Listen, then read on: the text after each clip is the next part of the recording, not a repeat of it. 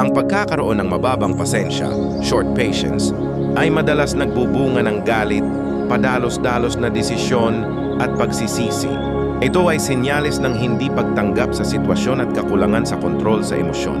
Ang pagiging impatient ay nagdudulot ng stress at sumisira sa relasyon sa ibang tao. Narito ang ilang mahahalagang punto at paraan para mapataas ang pasensya.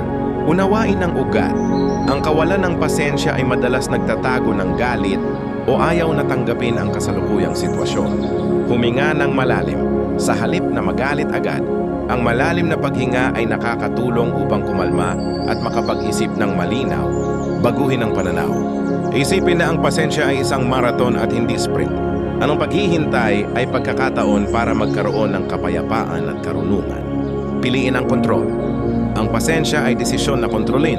Ang emosyon sa halip na ang emosyon ang kumontrol sa iyo. Ang paglilinang ng pasensya ay nagdadala ng kapayapaan at tagumpay sa buhay.